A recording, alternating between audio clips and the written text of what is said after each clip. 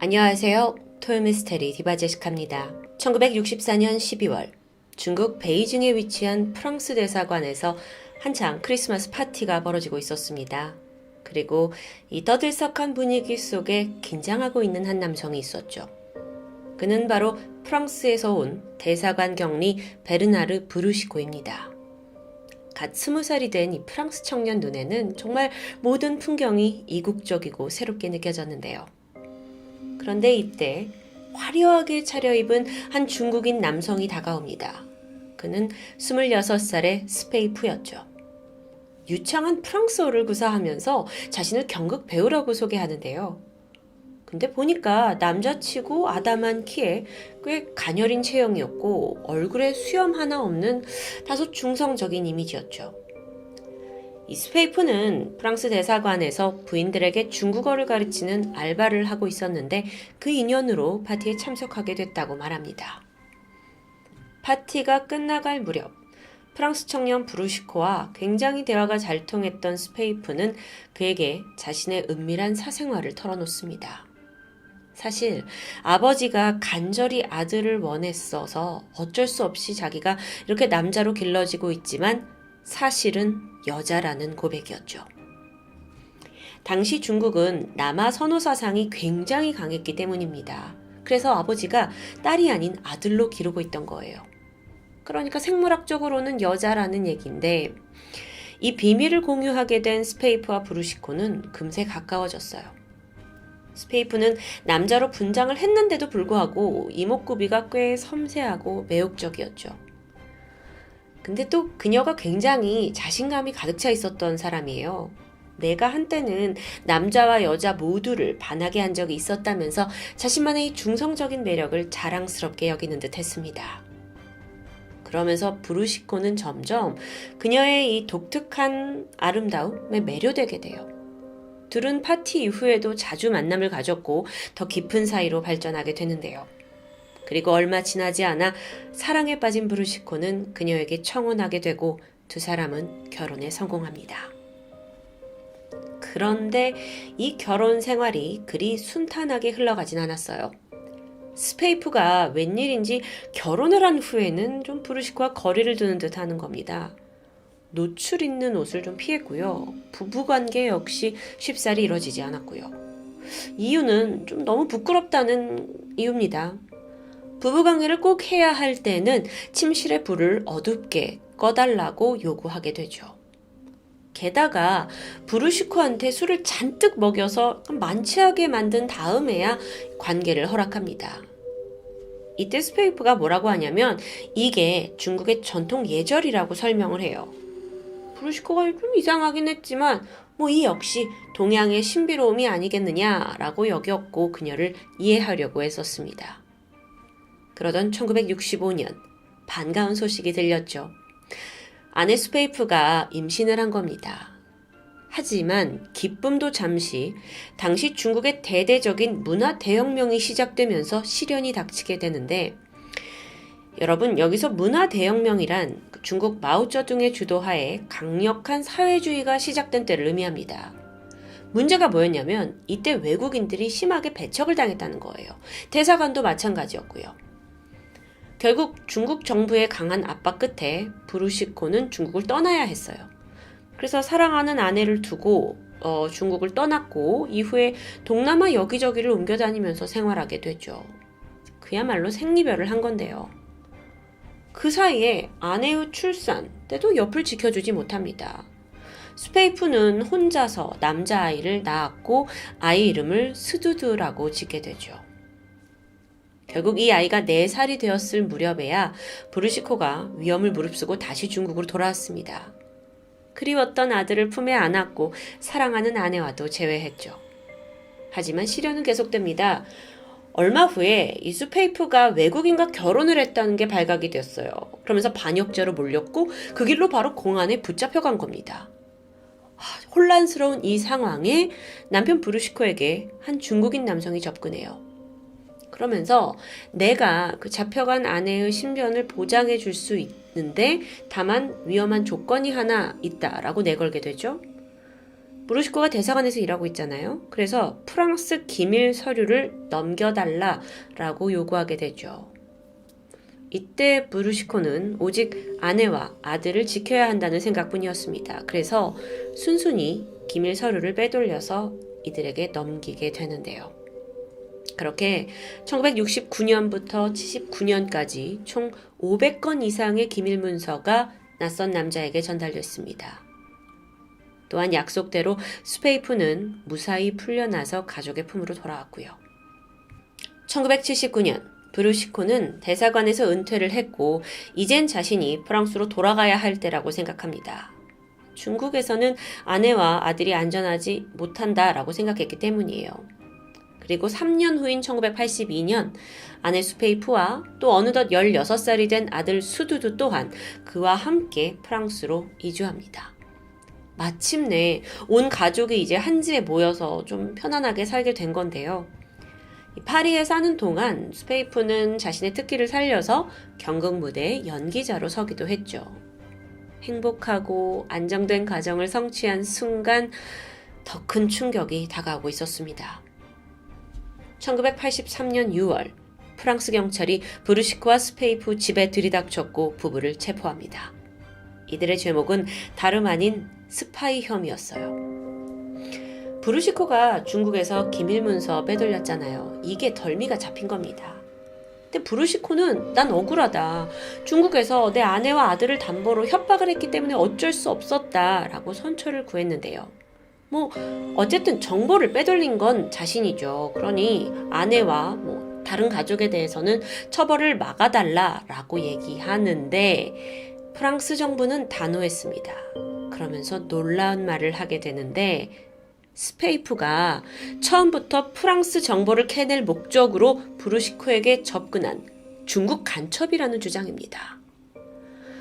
물론 브루시코가 이걸 듣고 무슨 소리 하냐 하면서 쉽게 믿지 않았어요. 아니 내 아내도 그동안 공안한테 끌려가고 온갖 풍파 다 겪었다. 그러면서 이 가정을 지킨 사람인데 말도 안 된다라고 끝까지 두둔을 하게 되죠. 그러자 프랑스 정부가 브루시코에게 더 충격적인 사실을 떨어뜨립니다. 스페이프가 남자라는 거였어요. 네? 지금 18년 동안 결혼 생활을 했고 내 아들까지 낳은 아내가 남자라고요? 브루시코 입장에선 너무 황당한 이야기였죠. 남자처럼 보일 수는 있다. 하지만 나는 그 사정을 잘 이해하고 있다라고 하는데 브루시코는 어쩌면 결코 믿고 싶지 않았던 사실일 수 있습니다. 하지만 프랑스 정부는 이미 수페이프를 검거해서 신체 검사를 끝낸 후에 그를 남자 교도소로 보낸 후였어요. 확인을 해보니까 생물학적으로 진짜 남자였던 겁니다. 아니 이게 어떻게 된 일일까요? 스페이프, 그는 1938년 중국 산동성에서 남자로 태어났습니다. 성장을 했고 경극 배우로 활동했어요. 참고로 과거의 중국은 경극에선 오직 남자 배우만 무대에 설 수 있었다는데요. 그러니까 남자가 여장을 한 채 여성 역할도 해야 되는 거죠. 스페이프가 바로 여장 배우로 활약하던 사람이라는 겁니다. 그런데 또 그 와중에 중국 정부한테 포섭이 돼요. 스파이로요. 그래서 프랑스인 브루시코에게 접근하라는 명령을 받게 되죠. 그것도 여자인 척 미인계를 사용해서 접근해야 했습니다. 스페이프는 혹여 내가 남자라는 걸 알게 되면 브루시코가 떠나게 될까봐 더욱 그의 앞에서 예쁘게 치장했고 여성스럽게 행동했다고 합니다. 아니 그러면 그 성관계는 도대체 어떻게 된 거예요? 스페이프는요, 자신의 성기가 좀 선천적으로 묻혀 있었기 때문에 생식기를 숨길 수 있었다고 나중에 밝히게 돼요. 그러면서 사실 성적 애무 같은 건 일절 아예 허용조차 하지 않았죠. 브루시코가 스페이프를 만나기 전까지 여성과의 성 경험이 전혀 없었다고 합니다. 또 매번 술을 잔뜩 먹고 취하게 만드니까 발각을 피할 수 있었던 거고요. 진짜 이 말도 대사기극이죠. 추후에 이제 모든 게 밝혀지니까 스페이프가 이렇게 자신의 비밀에 대해서 말을 하는데 나는 브루시코에게 내가 여자라고 말한 적이 없다. 그저 내가 여자일 수도 있다는 걸 이해하게 했을 뿐이다. 라는, 여러분 이 말 이해되세요? 좀 말도 안 되는 궤변이죠. 잠깐만요. 근데 그럼 아이는요? 당연히 임신, 출산 다 거짓이었습니다. 브루시코가 떨어져 있었잖아요. 그 떨어져 있는 동안 스페이프가 위구르족 출신의 남자아이를 입양했던 거예요. 그리고 자신이 낳았다고 속인 거고요. 중국 위구르족의 외모는 굉장히 서구적이라고 해요. 그래서 이 아이가 혼혈 아이다 라고 둘러대기에 적절했던 모양인데요. 실제로도 또 기가 막힌 운명처럼 브루시코와 이 아이 수두두의 외모는 꽤나 흡사했다고 합니다. 와, 진짜 이거 말이 안 되는데 약 18년 넘게 사랑을 했고 줄곧 여자라고 믿어왔던 아내가 사실 남성이고 게다 중국 스파이다? 뿐만 아니라 친아들이라고 생각했던 아이가 나를 속이기 위해 입양해온 아이였다? 그걸 내가 여태 먹이고 키웠다? 사실 여기에 브루시코는 완전 이 계획에 휘말려서 스파이 혐의까지 받고 있는 상황이에요. 여러분, 브루시코의 심정은 어땠을까요? 배신감과 인생에 대한 허무함에 휩싸인 브루시코는 결국 감옥에서 면도날을 그어서 극단적인 선택을 시도합니다. 천만다행으로 빨리 발견이 되면서 목숨을 건질 수 있었죠. 1986년 브루시코와 스페이프는 간첩 혐의로 6년형을 선고받았습니다. 하지만 당시 프랑스는 중국과 좀 관계를 개선하려는 의지가 있었기 때문에 다음 해에 바로 사면으로 석방이 되었다고 해요. 이후에 스페이프는 파리에 남아서 아들 수즈드와 함께 살아갑니다. 그러면서 나는 내 자신이 진짜 여자라고 생각한다. 그리고 브루시코를 진심으로 사랑했고 사랑했기 때문에 속일 수밖에 없었던 거다. 라면서 그에게 진심으로 용서를 구했죠. 하지만 브루시코 입장은 달랐습니다. 20년 가까이 자기를 속여온 스페이프를 쉽게 용서할 수 없죠. 단 한 번도 이 부자, 모자, 이들을 되돌아보지조차 않았어요. 게다가 이 사람 입장에서는 와, 어떻게 자기 아내가 남잔지도 모르고 살았어? 이런 게 알려지면서 온갖 조롱과 비웃음에 고통을 당했고요. 여러분, 감히 그가 느꼈을 어떤 배신감은 우리가 차마 상상조차 할 수 없는 그런 정도일 텐데요. 여장 중국 스파이라는 이 기상천외한 스토리는 1993년 M 버터플라이라는 영화로 제작될 정도로 이젠 아주 유명한 실화가 되었습니다. 제가 오늘 영상 중간중간 보여드린 사진도 그 영화에서 참고를 한 거고요. 정말 근데 저는 아직도 믿기가 힘들어요. 아니, 어떻게 그 오랜 시간 아내와 살아오면서 그녀의 진짜 그의 진짜 성을 몰랐던 걸까요? 그게 말이 될까요? 시간이 지나 2009년 6월 스페이프는 향년 70세의 나이로 파리에서 세상을 떠났습니다. 그는 숨지기 불과 몇 달 전까지도 여전히 브루시코에게 전화를 걸어서 사랑을 고백했다고 해요. 하지만 브루시코는 스페이프가 죽었다는 소식에도 그녀를 용서하지 않았죠. 죽음에 대한 어떠한 동정도 슬픔도 없고 나는 드디어 해방된 기분이다. 라는 말을 남겼습니다. 어쩌면 이 관계는 처음부터 시작조차 하지 말았어야 할 그런 관계 아니었을까요? 어쩌면 중국 정부의 스파이라는 욕심 때문에 두 사람에게 모두 비극은 아니었을까요? 지금까지 토요미스테리 디바제시카였습니다. 안녕하세요. 토요미스테리 디바제시카입니다. 지난 2015년 일본의 한 언론사는 오사카 감옥에 수감되어 있는 아주 유명한 죄수 한 명을 인터뷰하게 됩니다. 그녀는 일본의 11번째 여성 사형수라는 오명을 가진 하야시 마스미였죠. 17년 전인 1998년에 일본 열도를 정말 와장창 뒤집었던 독극물 카레 사건의 범인입니다. 이 사건이 그 당시에 여파가 너무 커서요. 그렇게 카레를 좋아하는 일본 사람들이 카레만 보면 무서워했을 정도라는데요. 이 범인 마스미의 얼굴 지금 보고 계신데 일본에서는 뭐 거의 모르는 사람이 없다고 할 수 있겠죠. 그만큼 욕도 많이 먹었겠죠. 그런데 당시 언론 인터뷰에서 그녀가 보인 언행은 예상 밖이었습니다. 마스미가 말하길 내가 왜 카레에 독을 넣었다는 거야? 나? 나 그 사건 아니었으면 지금쯤 대단한 부자가 돼 있을 사람이야. 라고 하는데요. 뭔가 여전히 범죄에 대한 죄책감이 없는 걸까요? 그런데 여기서 또 부자가 되었다는 건 무슨 말이죠? 우선 어떤 사건인지부터 알아봐야겠습니다. 1998년 7월 25일 저녁, 일본 와카야마현 와카야마시에는 여름 축제가 한창이었습니다. 일본은 보통 7, 8월에 각 마을마다 마츠리라고 하는 여름 축제가 벌어져요.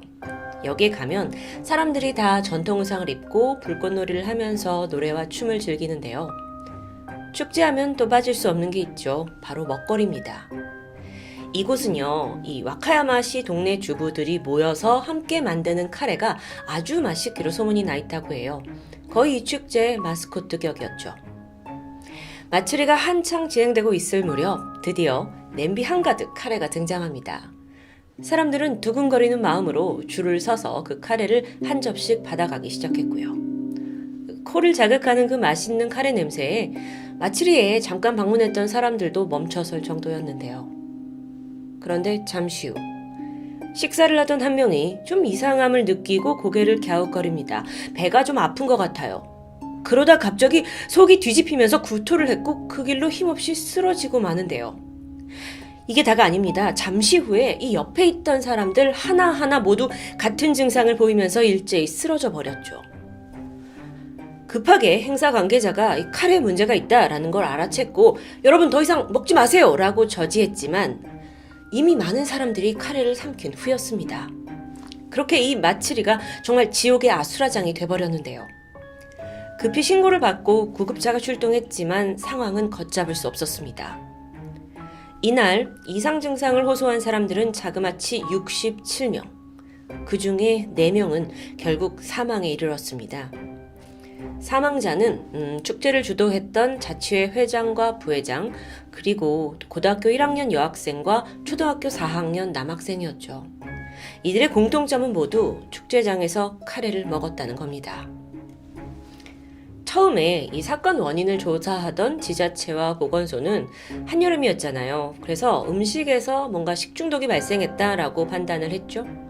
하지만 부검을 해보니까 충격적인 결과가 나왔습니다. 이 사망한 4사람의 위장과 또 그 카레에서 독극물이자 살충제 성분으로 알려진 아비소산이 검출된 겁니다. 아비소산, 즉 이게 독극물 카레였다는 거예요.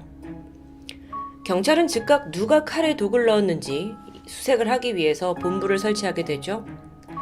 이 사건 굉장히 큽니다. 자칫하면 주민 67명 모두가 목숨을 빼앗길 뻔했어요. 당연히 일본 전체적으로 이 사건 수사에 관심이 쏠리게 되고 머지않아 용의자가 체포되는데요. 경찰이 지목한 사람은 하야시 마스미였습니다. 그녀는 이 축제에서 카레를 같이 만들던 사람 중 한 명이에요. 그런데 또 4명의 자녀를 둔 평범한 주부이기도 했죠. 사실 경찰이 그녀를 용의자로 지목했을 때 범죄를 저질렀다는 직접적인 증거는 쉽게 찾을 수 없었습니다. 하지만 그날 오후에 한 12시 20분부터 1시 정도까지 하필 마스미가 혼자 카레 냄비를 지켜보았다라는 증언이 나오게 됐고요. 거기에 더해서 이 마스미가 다 카레가 요리가 됐는데 그걸 계속 열어보면서 좀 수상한 행동을 했다는 증언도 나오게 되죠. 근데 이것만으로는 좀 부족하지 않을까요? 그러다가 결정적으로 마스미의 머리카락에서 고농도의 아비소산이 검출되면서 그녀가 이전부터 이 독극물을 계속 다뤄왔다는 게 입증된 겁니다. 하지만 여러분, 이것도 사실 간접적인 증거일 뿐이죠. 경찰로서는 좀 더 확실한 증거가 필요했습니다. 그래서 마스미가 평범한 주부이기 이전에 어떤 행적을 가지고 있는지 살펴보던 중 경찰은 놀라운 걸 발견합니다. 어쩌면 이게 그녀를 범인으로 확정할 만한 아주 강력한 증거라고 볼 수도 있었죠. 우선 그녀는 과거에 보험 판매원으로 일하면서 1983년 켄지라는 남성과 결혼했습니다. 켄지가 야쿠자 출신이에요. 그래서 일은 별로 하지 않은 채 도박에 빠져 있었죠. 부부가 처음에는 월세 30만 원짜리 작은 아파트에서 신혼을 시작하게 되는데 그러다가 1년 후에 마스미가 모은 돈으로 대출을 낀 신축 주택을 구입하게 돼요. 그게 하나로 3억 원이 넘는 집이에요. 그로부터 다시 10년이 지나고 1995년 이번엔 마스미가 재산을 더 불렸어요. 그래서 120평짜리 집을 7억 원에 구매합니다. 가난을 벗어나기 위해서 정말 악착같이 돈을 모았던 걸로 보이죠. 그런데 그녀가 이런 큰 돈을 벌 수 있었던 건 은밀한 방법 때문입니다. 보험 사기예요. 자기가 보험 판매원이었잖아요. 그래서 보험 약관이나 취약점 아주 잘 파악하고 있었습니다. 그러던 어느 날 남편이 자신의 실수로 다리가 부러지는 상황이 되는데 이걸 교묘하게 오토바이 사고로 위장하게 돼요. 그 결과 이 사건으로 2억 원에 가까운 보험금을 받게 됩니다. 게다가 같은 해 10월에 이번엔 마스미의 모친이 뇌출혈로 사망을 하게 되는데 이걸로 인해 또 보험금 13억 원이 넘는 큰 돈을 손에 쥐게 되죠. 이때부터였습니다. 마스미는 보험의 달콤한 맛을 완전히 알아버렸고요.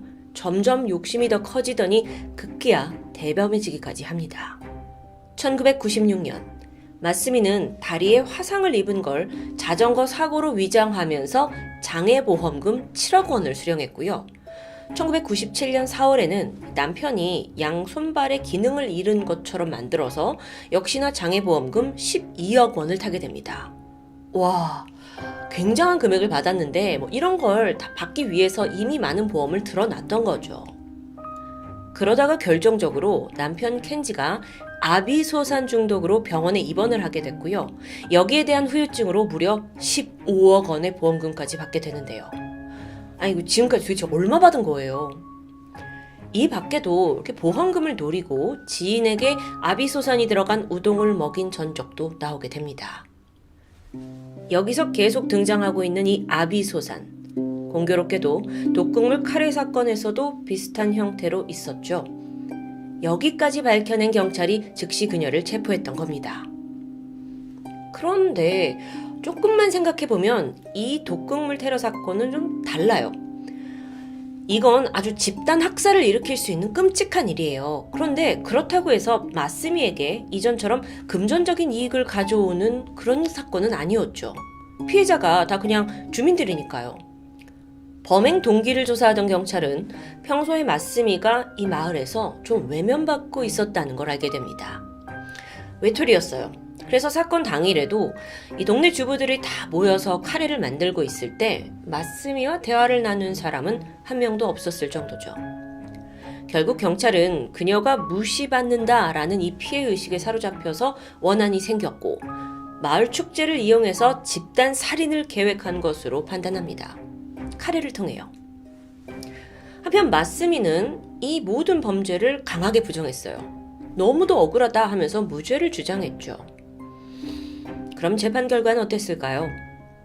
재판부는 그녀가 아주 오랜 세월 동안 보험금 사기를 했다는 점, 게다가 이전에도 같은 독성물질, 이 아비소산으로 살인미수 혐의가 있었거든요. 이걸 아주 중요하게 봤습니다. 그녀가 범죄 성향이 짙다라고 판단을 했고 결국 재판부는 그녀에게 사형을 선고하게 된 거죠. 이로써 마스미는 일본의 11번째 여성 사형수라는 타이틀을 갖게 되었습니다. 그리고 환갑이 넘은 현재까지도 오사카 구치소에 수감되어 있고요. 독극물 카레 사건, 이게 이제 전말인데 일본에서는 당시 여파가 대단했어요. 카레라는 음식이 마치 우리에게 김치찌개가 있듯 일본 사람한테 카레는 대중적인 음식이거든요. 국민 음식이요. 근데 매스컴에서 연일 독극물 카레를 막 외치니까 자연스럽게 카레에 대한 인식이 부정적으로 변한 겁니다. 실제로 이 사건의 여파로 그 피해자, 사망한 초등학생이 다니던 학교에서는요, 아직까지도 급식에 카레가 나오고 있지 않을 정도라고 하죠. 뿐만 아니라 이후에 일본 전역에 음식에다가 독극물을 넣는 모방범죄가 한동안 유행하기도 했습니다. 그러다 보니 이 마스미가 체포된 후에 와카야마 마을 자체가 조용할 날이 없었어요. 마스미의 집 주소가 유출되었거든요. 그러면서 지금 사진을 보시는 것처럼 이 집 담벼락에 살인마 당장 꺼져라 막 저주한다 이런 흉물스러운 낙서가 뒤덮였고요. 살인마의 집을 보려고 구경꾼들이 마구 몰려들면서 이 마을이 항상 어수선했다고 해요. 그 피해는 주민들이 고스란히 감당해야 했고요. 그러던 2000년 2월 정체 모를 누군가가 이 집을 완전히 태워버리는 방화 사건이 발생합니다. 누가 그랬는지는 밝혀지지 않았어요. 현재 집터는 공원으로 바뀌게 됐는데 여기에 오래 살고 있는 주민들은 이 터를 볼 때마다 그때의 독극물 사건이 떠오른다며 머리를 젓는다고 합니다. 그런데 여러분, 비극이 여기서 끝이 나지 않아요. 앞서 마스미에게는 4남매의 자식이 있다고 했었죠. 남겨진 아이들 이후에 어떻게 살았을까요? 통학은 말도 안 되고 외출조차 할 수 없을 정도로 사람들의 비난과 공격을 받았습니다. 사실 아이들에게는 죄가 없는 건데요. 안타깝죠. 하루아침에 정말 집단 살인마, 사형수의 자식이 된 4남매는 결국 버티다가 보호시설로 맡겨져요. 하지만 거기서도 끊임없이 괴롭힘이 이어졌죠. 범죄자 부모를 두었다는 이유로 그들의 인생까지 다 나락으로 떨어진 겁니다. 그나마 장녀 쇼코인데 쇼코가 이름을 바꿨고 우여곡절 끝에 결혼에 성공해서 2딸을 둔 엄마가 되었다고 하는데 자, 지금으로부터 2년 전인 2021년 6월 9일입니다. 일본 간사이 국제공항 이 연결 다리에서 한 모녀가 투신해서 자살하는 사건이 벌어져요.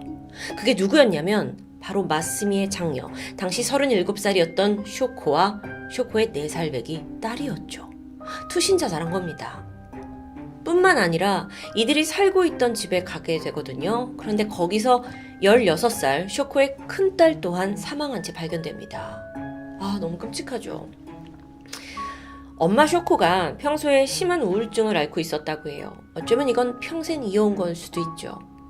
아이들을 살해한 후에 자살한 것으로 추정이 되는데 그러고 보면 자신의 엄마는 사형수로 교도소에 있고 또 딸도 굉장히 비극적인 삶을 살았고 거기에 또 손녀들까지 무고한 피해자가 되고 말았는데 비극이 계속되고 있다는 느낌입니다.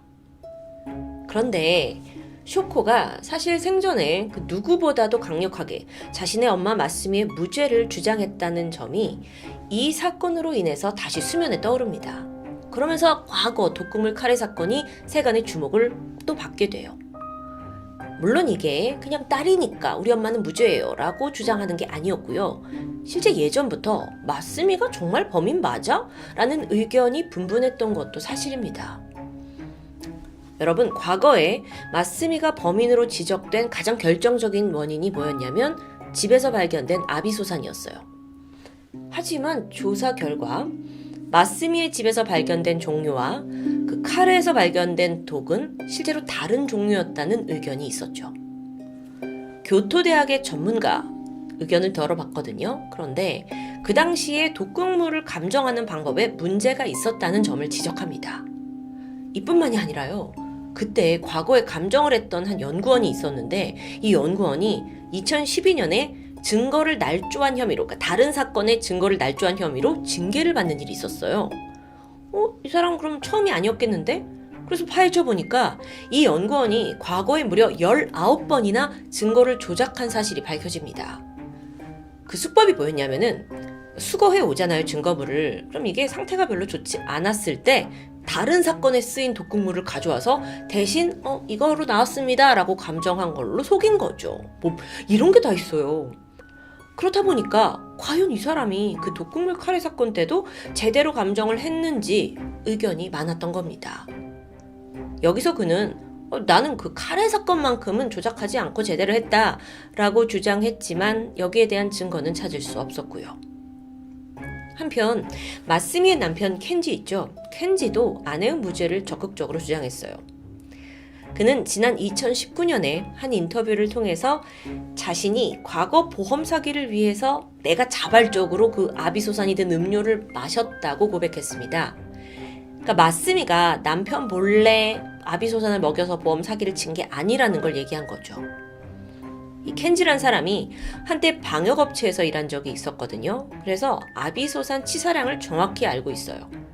그러니까 목숨을 위협하지 않고 후유증만 좀 남을 정도로 아비소산을 직접 섭취했다라는 자세한 증언이었죠. 모든 건 보험을 타기 위해서였고요. 한편 켄지는 과거의 보험 사기죄로 체포가 됐고 당시 4년 7개월의 복역을 이미 끝낸 상황입니다. 그런데 자신의 죄질에 비해서 이렇게 4년 7개월이라는 비교적 짧은 시간만 감옥에 있었던 데는 이유가 있다고 해요. 왜냐하면 경찰과 거래를 했기 때문이었죠. 무슨 거래냐? 아내가 나에게 아비소산을 먹였다라고 증언을 하면 검찰이 형량을 줄여주겠다고 제안했다는 건데요. 자, 생각해보면 지금 엄마는 사형수가 됐어요. 아버지는 보험 사기로 감옥에 갈 거예요. 그럼 4남매가 혼자 남겨지잖아요. 그러니까 걱정이 되었고 결국 남편이라도 형을 좀 적게 받기 위해서 여기에 합의를 했다는데요. 물론 켄지도 이 사건이 벌어지고 나서 잠깐 아내를 의심하기도 했습니다. 그래서 아내에게 야, 너 진짜 이거 네가 한 거 아니야? 라고 묻게 되는데 이때 마스미가 코웃음을 치면서 대답하게 되죠. 내가 돈 1원도 안 되는 일을 왜 해? 네, 맞아요. 사실 마스미는 돈에 대한 집착이 아주 강한 사람입니다. 그런데 자신에게 아무런 금전적 이익이 없는 이런 묻지마 살인? 이것과는 좀 거리가 멀다라는 게 남편의 주장이죠. 심지어 프로파일러들도 범죄학적인 측면에서 보험 사기는 지능형 범죄잖아요. 독극물 카레 사건은 무차별 살인이고요. 그런데 이 범죄자 두 사람이 같을 확률은 좀 희박하다고 분석합니다. 물론 이건 어디까지나 심리학적인 측면이고 세상에 모르는 어떤 예외가 있을 수도 있기 때문에 우리가 섣불리 판단할 수는 없겠죠. 하야시 마스미는 사건 후 25년이 지난 지금까지도 보험 사기는 인정하고 있지만 이 독극물 카레 사건에 대해서는 완강히 범행을 부인하고 있어요. 그 맨 처음 제가 영상에서 언급했던 그 2015년 인터뷰에서 뭐라고 했냐면 내가 사기는 저질렀다. 하지만 결코 살인은 저지르지 않았다. 라고 말했습니다. 그녀의 말이 어딘가 진실 같기도 하고요. 글쎄요. 현재로서 우리는 진실을 알 수는 없겠죠. 그리고 법의 판결도 이미 끝난 상황입니다. 20년이 훨씬 넘게 지났어요. 하지만 아직까지도 이 사건의 여파와 또 의문점까지 남아있는 독극물 카레 사건. 당시 카레를 먹었던 생존자 63명은 지금까지도 결코 카레를 입에 대지 않는다고 합니다. 평생 씻지 못할 트라우마를 얻게 된 거죠. 과연 이 사건의 진실은 무엇일까요? 이미 마침표를 정말 찍은 것처럼 진짜 마스미가 범인이라면 차라리 다행일 수 있지만 만약 그게 아니라면 1998년 당시의 수사는 정말 공정하고 정확했을까요? 오직 물음표만 남아 있습니다. 지금까지 토요미스테리 디바제시카입니다. 안녕하세요. 토요미스테리 디바제시카입니다. 미국 중서부 미주리에 있는 인구 2,000명의 작은 마을 타임스비치. 이곳은 과거 1925년 스타타임스라는 지역 신문사가 강변의 땅을 신문 6개월 구독권과 함께 사람들에게 팔던 것에서 시작됐습니다. 그래서 마을 이름 타임스비치에서 이 타임스가 신문사의 이름에서 따오게 된 거죠. 아주 특이한 케이스입니다. 처음 이곳은 대부분 별장이 세워진 휴양지로 개발이 되었는데 2차 세계대전 이후에 별장 수요가 급격히 줄어들었고 이후에는 목장과 경마장이 들어서는 작은 마을로 자리 잡게 되죠. 그렇다 보니 여긴 조용하고 평화로운 일상이 이어지던 그런 곳이었습니다. 그런데 1971년 5월 목장을 운영하던 주인 찰리가 이른 아침에 말들에게 먹이를 주기 위해 마국간으로 향하던 길, 잠시 후 처참한 광경을 보게 되죠. 자신의 마국간에 있던 말들이 모두 힘없이 쓰러져 사망한 겁니다. 그 수가 무려 60마리에 달했는데요. 이게 들짐승의 공격을 받았을 수도 있다. 하지만 모든 말들이 이렇게 사망한다? 라는 건 상식적으로 불가능합니다. 그럼 누군가 원한을 품고 독살을 했나 싶지만 마구간에는 침입의 흔적이 전혀 없었고 죽은 말들 또한 외상이 보이지 않았습니다. 그런데 기이한 일은 끝이 아니었죠. 찰리의 목장뿐만 아니라 이후 마을 전체에 의문의 연쇄 죽음이 이어지기 시작했던 겁니다. 한 예로 마을에서 평소 건강하게 뛰어놀던 반려동물이 시름시름 죽어나가질 않나 멀쩡히 하늘을 날아가던 새들이 땅으로 떨어져 죽어버립니다. 심지어 마을 사람들이 키우는 화분도 아무리 물을 줘도 바짝 말랐고요. 그래서 시들어 죽기 일쑤였어요. 마을 전체에 뭔가 죽음의 기운이 닥친 듯 했죠. 사람들은 사태의 심각성을 깨닫고 이게 원인이 뭔지 파헤치기 시작합니다. 그런데 과연 동물과 식물만 위험했던 걸까요? 아니죠. 어느 날부터 마치 전염병처럼 심각한 피부병이 마을 내에 퍼졌습니다. 사람들을 보고 있으면 막 머리부터 발끝까지 온몸을 긁적이면서 고통을 호소했는데요. 피부 질환뿐만 아니라 심지어 호흡곤란과 기침이 계속 멈추지 않아서 쓰러지는 사람들도 생겼습니다. 설사, 구토, 복통, 어지러움 증상들이 모든 사람들에게 보였고요. 보건소에 매일같이 환자들이 북적거렸습니다. 그런데 원인은 밝혀지지가 않아요. 그러다 급기야 임산부들이 아이를 유산하기 시작했고 출산에 성공을 하더라도 건강에 심각한 문제가 있는 기형아가 출산됩니다. 타임스비치 마을 사람들 그리고 동물들 계속해서 죽음을 피하지 못하면서 여긴 한순간에 저주의 마을이 되어버렸죠. 그러던 1974년 8월 미국 질병통제예방센터에서 이 심각성을 인지했고요. 원인을 밝혀야 되지 않냐 하면서 타임스비치의 전문 인력을 파견시켰습니다. 이들이 와서 마을 이곳저곳을 살피면서 조사를 하다가 토양의 일부를 채취해서 성분 분석을 하게 되는데 예상하셨겠지만 그 결과가 충격적이죠. 토양에서 엄청난 수치의 다이옥신이 발견된 겁니다.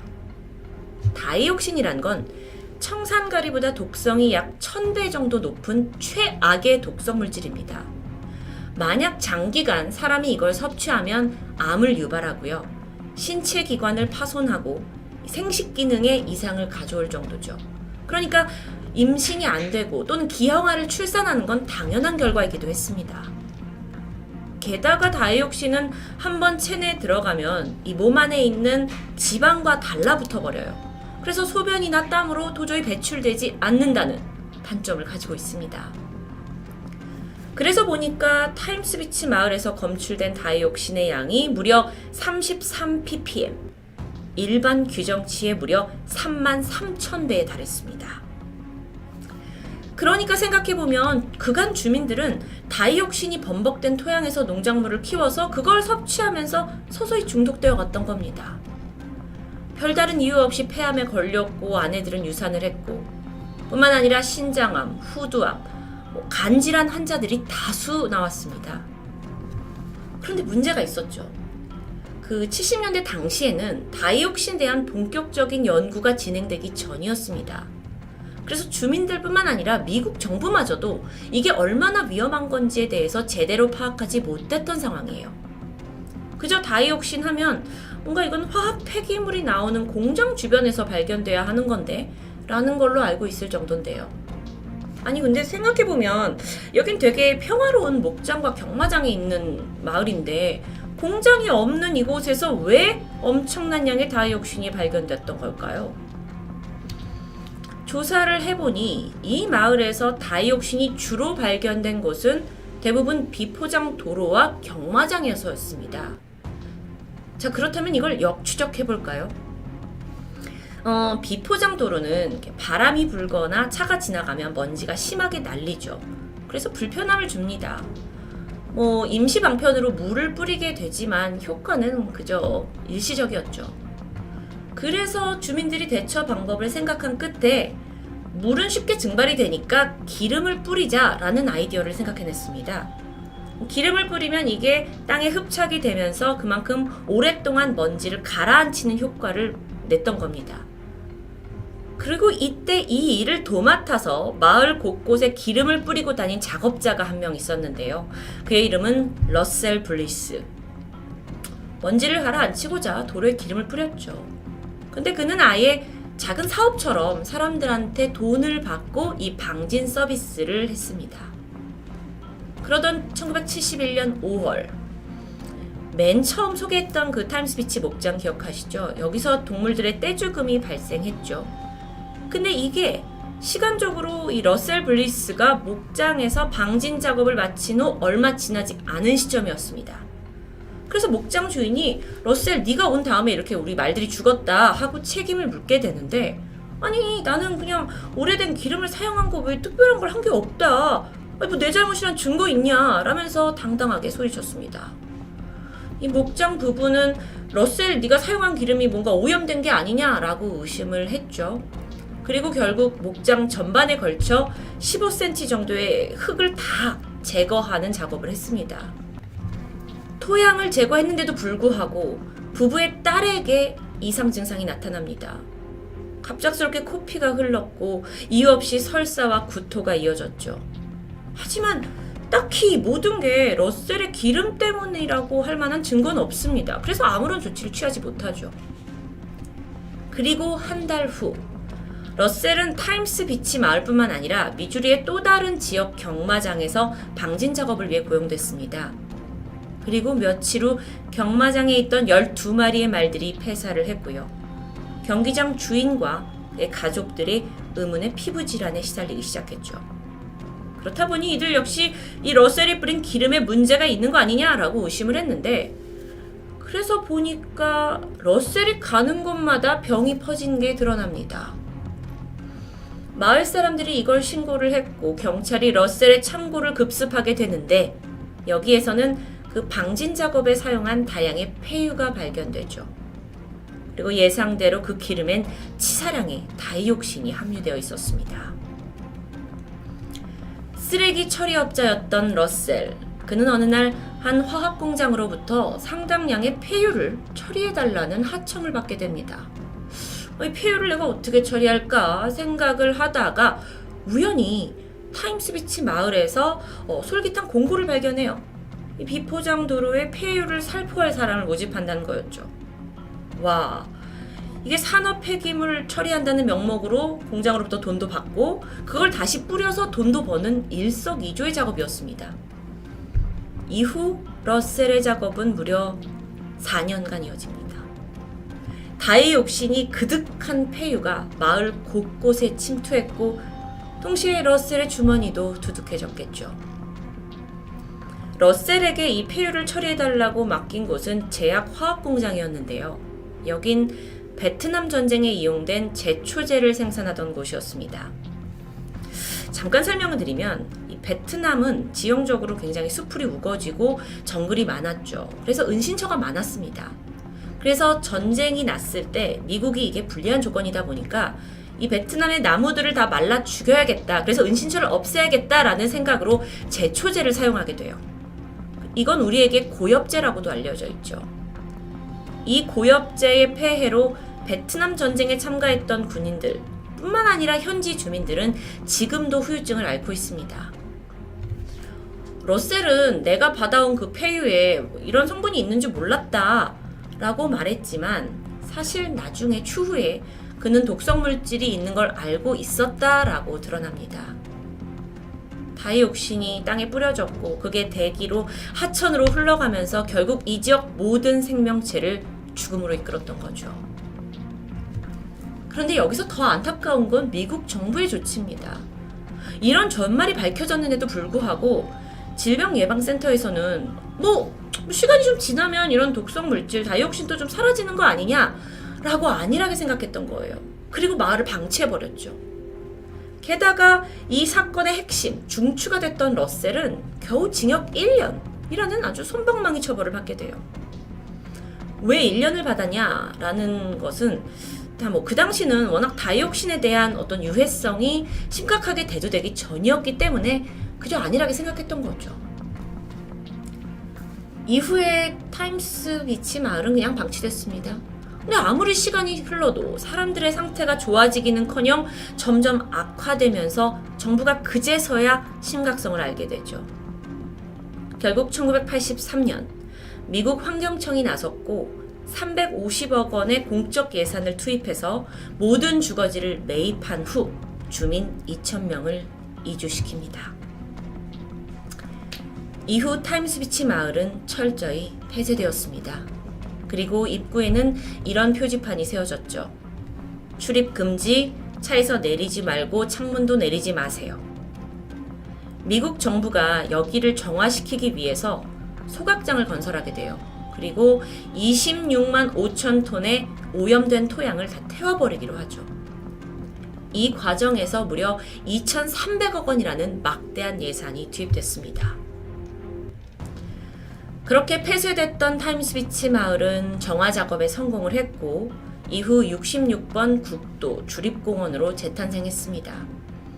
토양 샘플을 주기적으로 채취를 하는데 확인한 결과 더 이상 건강에 치명적인 위험물질은 검출되지 않는다고 하죠. 하지만 그렇다고 다행이다라고 생각하기엔 과거 이곳에 살던 주민들, 그들이 입은 피해와 상처는 여전히 치유되지 않고 있습니다. 하루아침에 가족을 잃었고 병을 얻었고 자신의 터전을 잃었고요. 일부는 지금까지도 그때 얻은 끔찍한 트라우마와 질병에 시달리고 있습니다. 한 사람의 무지와 이기심으로 인해서 마을 전체를 폐쇄하게 된 참극. 이 타임스비치 사건은 현재도 미국 역사상 가장 큰 환경 재앙 중 하나로 손꼽히고 있는데요. 누군가 무심코 벌인 이기적인 행동이 얼마나 사람들의 삶을 처참하게 짓밟았는지 여실히 보여주는 사건이었습니다. 토요미스테리 디바제시카입니다. 안녕하세요. 토요미스테리 디바제시카입니다. 2007년 4월 16일 오후 3시 45분 호주 해상을 지나고 있던 헬리콥터가 우연히 바다에 덩그러니 떠있는 요트 한 대를 발견합니다. 근데 이상했죠. 어딘가 배가 고요해 보이는 겁니다. 그래서 좀 더 가까이 접근해 보는데 선상에 사람이 한 명도 보이지 않았어요. 이 헬리콥터가 접근을 하려면 요란한 소리를 냈을 거고 또 일대 거센 바람이 불었는데요. 그럼에도 불구하고 여전히 요트에선 아무런 반응이 없었죠. 설마 이거?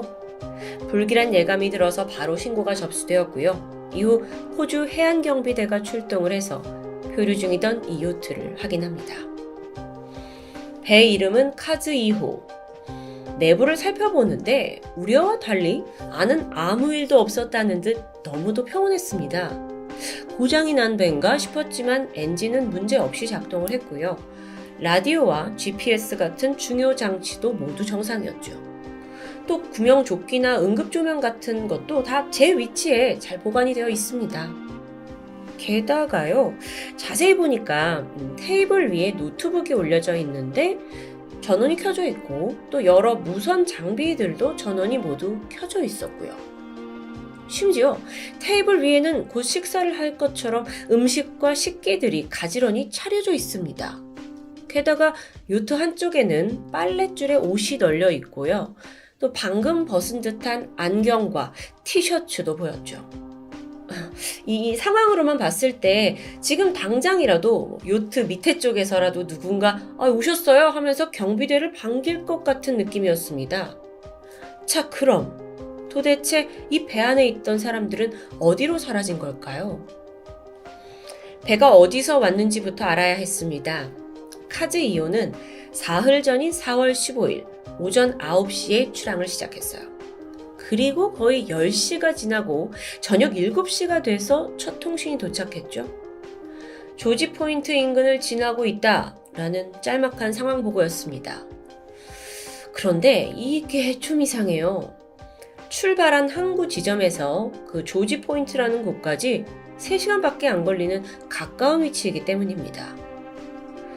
심지어 이 통신 이후에 카즈 2호에서는 그 어떠한 반응도 보이지 않았죠. 그게 처음이자 마지막 통신이었습니다. 배에 타고 있던 사람들은 3명의 중년 남성, 69세의 피터 턴스테드, 63세의 제임스 턴스테드, 이 두 사람은 형제였고요. 또 이들과 가깝게 지내던 이웃, 56세의 데렉 베툰도 함께였습니다. 이 세 사람은요, 평소에도 트리오라고 불릴 정도로 가까운 사이였죠. 이들이 오랫동안 꿈꿔온 버킷리스트가 있었는데 그게 바로 은퇴를 한 후에 배를 타고 낚시를 하면서 유유자적한 시간을 보내는 거였습니다. 조금만 더 알아보면 턴스테드 형제는 어릴 때부터 항해를 하던 사람들이에요. 또 젊은 시절에는 해상구조대에서 자원봉사자로 일한 적이 있을 만큼 바다가 친숙한 사람들이죠. 데렉도 마찬가지입니다. 그는 1년 전에 큰 맘을 먹고 1억짜리 새 요트를 구매했는데 이게 길이 9.8m의 쌍동선 요트였습니다. 참고로 쌍동선이란 건 이 사진에서처럼 같은 두 개의 선체를 간격을 두고 갑판 위에 결합한 걸 말합니다. 데렉은 이 배에 카즈 2호라는 이름을 붙였고요. 이 요트를 구매한 이래 세 사람은 본격적인 요트 여행 계획을 세웠죠. 이 요트 여행엔 많은 게 필요한데 기본적인 항해 방법, 그리고 통신 방법, 내비게이션 사용법까지 기술적인 건 당연했고요. 혹시나 싶어서 응급처치법까지 완벽하게 익혔습니다. 특히나 데릭은 아내와 함께 이미 이 요트를 몰고 2주, 6주, 장기 항해를 2번이나 경험한 적이 있어요. 항해에는 숙련된 상태였습니다. 그렇게 만반의 준비가 끝났고 드디어 2007년 4월 14일 토요일 이 세 사람이 카즈 2호에 승선하게 되죠. 이들은 에어리 해변에 있는 한 항구에서 여행을 시작했습니다. 너무도 설레는 순간이었겠죠? 그런데 얼마 가지 않아서 난관에 봉착합니다. 이 요트의 GPS 시스템에 문제가 생겼던 거예요. GPS는 위치를 알려주는 건데 너무 중요한 장치죠. 그래서 반드시 수리가 필요했기에 결국 다시 에어리 해변으로 돌아올 수밖에 없었습니다. 천만다행으로 문제가 금방 해결이 되었고요. 바로 다음 날인 4월 15일 아침 9시 이제 본격적인 항해가 시작됩니다. 약간의 파도와 기상 악화가 우려됐지만 생각보다 날씨는 쾌청했어요. 카즈 2호의 목적지는 타운스빌 항구입니다. 여기가 출발지로부터 약 270km 정도 떨어진 곳이었어요. 출항을 하고 나서 9시 반쯤 피터가 아내에게 전화를 걸었고 여보, 모든 게 지금 순조로워 라면서 지금 커피를 만들고 있다는 아주 평범한 대화를 나누게 되죠. 정말 모든 게 순조로운 줄 알았습니다. 출발한 지 10시간 정도가 지난 저녁 7시 하루 종일 감감무손식이던 이 카즈 2호에서 조지 포인트 인근을 지나고 있다라는 첫 통신이 도착했어요. 이곳은 출발지로부터 3시간 거리인 가까운 곳이죠. 근데 왜 저녁 7시에 통신이 온 걸까? 물론 이들이 낚시를 좋아하는 사람들이라 가던 길에 요트를 세워놓고 한참 낚시를 즐겼을 수도 있습니다. 또 만약 그게 아니라면 GPS가 또 한 번의 문제를 일으켜서 위치를 착각했을 수도 있고요. 어쨌든 카즈 2호는 그 이후에도 아무런 통신을 하지 않았습니다. 그리고 출항한 지 3일 만인 4월 18일 해안경비대가 텅 비어있는 이 유령 요트를 발견하게 된 거죠. 그런데요 여러분, 이 발견 지점도 좀 이상했습니다. 출발지는 에어리 해변이었죠. 그리고 목적지는 타운스빌입니다. 그럼 그곳으로 가던 길에 이게 있어야 하는데 배가 놓인 곳 전혀 동떨어진 곳이었어요. 혹시 이들이 중간에 갑자기 항로를 바꾼 걸까요? 가능하긴 한데요. 사실 이 배에 타고 있던 세 사람 모두 지긋한 중년 남성들입니다. 이미 몇 달 전부터 철저히 계획을 한 거인데 항로를 이렇게 중간에 충동적으로 바꿨다는 건 결코 이들의 성향과 맞지 않았죠. 혹시나 응급 상황이 있던 건 아닌가 싶었는데 구명조끼도 다 그대로고 단서가 없습니다. 그러던 와중에 한 가지 눈에 띄는 게 있긴 한데 요트의 돛 한쪽이 좀 심하게 찢겨져 있었어요. 그럼 혹시 풍랑을 만났다? 라고 여기기에는 또 이 찢겨진 돛 하나 외에는 그 어떤 데미지도 배에 보이지 않았고요. 그럼 혹시 해적의 공격?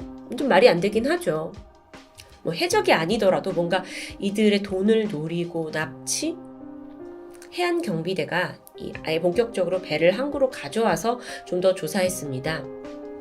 일단 이 선내에 위급 상황 때 무기로 쓰일 만한 것들이 그대로 발견됐어요. 침대 아래에서 밀폐된 용기에 들어있던 탄약 총기 또한 그 자리에 있었고요. 또 서랍 안에서 같은 구경의 총알도 발견됩니다. 그러니까 쓰지 않았다는 거죠. 모든 것들이 얌전히 제자리에 있었기 때문에 이 배에서 어떤 범죄나 침입의 징후는 쉽게 찾을 수 없었는데요. 여러분, 다행히 요트에는 항해 루트가 기록되는 GPS 추적 장치가 달려 있습니다. 이게 비행기로 치면 약간 블랙박스 같은 거라고도 볼 수 있겠죠. 요트가 어떻게 어디로 움직였는지를 분석해 보면 사라진 이들의 행방을 알 수 있지 않을까요? 그런데 막상 열어보니까 참 기이하게도 이 GPS에 충분한 저장 공간이 있지 않았습니다. 그래서 오직 최근 이틀치만의 기록이 있어요. 근데 지난 이틀은 뭐예요? 이미 배가 해상을 떠돌고 있던 때였기 때문에 사실 그 안에 추적에 도움이 될 만한 정보가 남아있지 않은 겁니다. 너무 답답하죠. 그나마 확실한 건 이 세 사람이 보낸 무전 정보, 우리가 조지 포인트 인근을 지났다, 이것만 확신할 뿐입니다. 그러고 보니까요, 조지 포인트 이 주변은 모래톱 지대가 형성되어 있었어요. 그럼 이제 추정을 우리가 해봐야 되는데 요트가 여기에 좌초되었을 수도 있죠. 그래서 배를 밀어내기 위해서 세 사람이 일단 바다에 뛰어들었는데 그 순간 돌풍이 닥치면서 요트가 멀어져 버렸고 그렇게 바다에 남겨진 이들이 사고를 당했다는 시나리오. 조금 이제 끼워 맞추기식인 것 같긴 한데 이거 외에도 혹시 이제 배가 자초가 돼가지고 아예 다른 배로 옮겨 탔을 수도 있다라고 생각을 합니다. 그런데 해당 지역에 있던 선박들을 조회한 결과 유사한 일이 전혀 없어요. 결국 이 미스테리를 풀 열쇠는 카즈 2호가 도대체 왜 그렇게 늦은 시각에 조지 포인트를 지나갔는가 여기에 달려 있을 것 같은데 혹시 셋 사이에 갈등이 생겨가지고 몸싸움을 하다가 한 사람이 바다에 빠져서 파도에 휩쓸렸는데 뒤늦게 구해야겠다 하고 두 사람이 다시 들어갔다가 다 같이 빠지게 됐다는 사실 이러지 않고서야 어떻게 배를 남겨두고 세 사람이 다 사라지냐는 거예요. 물론 이 스토리가 좀 클리셰 같긴 하지만 그나마 이게 그럴듯한 가설로 들리는데요. 여전히 의문이 가시기엔 충분치 않은 느낌입니다. 그렇게 아무런 단서도 찾지 못한 채 답답해하던 중에 결정적인 단서가 나옵니다. 바로 배 안에서 촬영된 비디오였어요. 해당 영상은 출항일인 4월 15일 오전 10시 이 형제 중에 동생 제임스가 찍은 것으로 보입니다. 보시면 형 피터는 선미 계단에 앉아 낚시를 하고 있고요. 또 요트의 주인 데렉이 배 키를 잡고 있었죠. 그 누구도 구명조끼를 입고 있진 않았습니다. 또 마침 카메라가 360도 회전을 하면서 그 섬과 주변을 보여주는데요. 바다 상태를 보니까 좀 눈에 띄게 출렁이죠. 영상은 곧이어 끝이 나는데 이 비디오가 공개된 직후 다들 이 배가 풍랑을 만났구나, 그래서 돛이 찢어져 있었구나 라고 여기는 듯 했습니다. 근데 그게 또 이렇게 단순하지 않아요. 사람을 배에서 떨어뜨릴 만한 강한 풍랑을 만났다? 근데 어떻게 요트 안에 이 테이블에는 음식들이 저렇게 가지런히 놓여 있을 수 있을까요? 위급 상황에 가장 먼저 찾아야 했을 구명조끼도 그대로였습니다. 자, 여러분, 이 미스테리 잠시 접어두고 일단 실종자들을 찾는 게 급선무겠죠. 해양경비대는 대대적인 수색을 펼쳤습니다. 구조대는 물론이고 헬리콥터, 경비행기, 또 상업 선박까지 모두 동원했어요. 야간에는요, 적외선 탐지 기능을 갖춘 항공기를 띄워서 바다를 뒤졌지만 실종자들이 도무지 나타나지 않았죠. 그렇게 6일 만에 수색 작업은 중단됩니다. 찢어져 있는 돛 하나를 제외하고 너무나 멀쩡한 상태로 텅 비어있는 유령 요트로 발견된 카즈 2호. 이 망망대해에서 증발해버린 세 사람. 이 사건은요, 어떤 단서도 흔적도 찾지 못한 채 미궁에 빠져버려요. 그리고 실종 16개월이 지난 2008년 8월에 사건을 공식적으로 정리한 수사보고서가 공개되죠. 여기에서는 그동안 이제 말씀드린 많은 가설들 중에서 그나마 가장 가능성이 있는 한 시나리오가 채택됩니다. 자, 이제부터 말할 내용은 그 시나리오를 바탕으로 구성된 거죠. 사건은 마지막 통신이 이루어진 조지 포인트 인근에서 벌어졌습니다. 비디오에서 볼 수 있듯이 형 피터가 낚시를 하고 있었어요. 그런데 미끼가 방향키에 걸렸고 이걸 푸는 과정에서 사고로 배 밖으로 떨어집니다. 즉각 이제 비디오를 찍고 있던 동생 제임스가 형을 구하러 바다에 뛰어들었죠. 그런데 같은 시각 이 대리기 배 키를 잡고 있었습니다. 그러니까 이들 구해야 되잖아요. 그래서 급하게 배 엔진을 더 이제 돌리게 돼요. 그리고 돛을 내리고요. 그런데 그 과정에서 돛이 반대쪽으로 급격히 돌아갔고 이게 델에게 몸을 쳐서 그 또한 바다에 빠지게 되었다는, 결국 요트는 따라잡을 수 없는 속도로 이제 점점 멀어져 갔고 조난자들은 체력이 다해서 바다에서 익사할 수밖에 없었다 라는 게 가설입니다. 카즈 이후의 일부 흔적이 이 시나리오를 뒷받침하고 있어요. 그리고 물론 가능성 높은 가설 중에 하나일 뿐이죠. 하지만 실종자 가족들과 또 일부 현지 항해사들은 이거 말도 안 된다 라면서 동의할 수 없다고 반발했죠. 사실 이게 굉장히 어렵게 나온 결론이에요. 뭔가 결론이 나야 하니까 막 결론을 꾸겨 맞춘 듯한? 그래서 이 시나리오를 만든 검시관조차도 꼭 이렇다고 100% 단정할 순 없다라는 여지를 남겨두게 되죠. 여러분, 이런 유령배 관련 미스테리 사건에는 종종 음모론도 등장합니다. 그래서 미확인 수중물체에 의해서 납치된 거다. 전설 속의 바다 괴물의 공격을 받았다까지 등등 이런저런 이야기가 많았습니다. 하지만 답은 결국 찾지 못했죠. 그때 이후 카즈 이후 미스테리는 현대판 메리 셀레스토라고 불리면서 세계의 미스테리로 남아버렸습니다. 메리 셀레스토는 잘 아시다시피 가장 유명한 유령배라고 할 수 있겠죠. 톰에서도 다룬 적이 있었는데요. 이 또한 배가 덩그러니 혼자 남아 있었다는 점에서 유령 요트라는 씁쓸한 별칭이 붙게 되죠.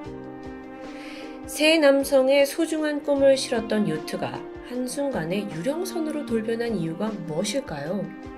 그날의 진실은 도대체 뭔지, 이 수수께끼의 답은 앞으로도 쉽게 풀릴 것 같지 않아 보입니다. 지금까지 토요미스테리 디바제시카였습니다.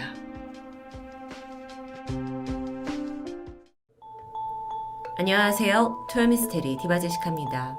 사람이 갑자기 자취를 감추고 사라지는 실종 사건의 경우 범죄에 의한 납치 혹은 스스로의 가출, 이 두 가지 방향으로 수사가 진행됩니다.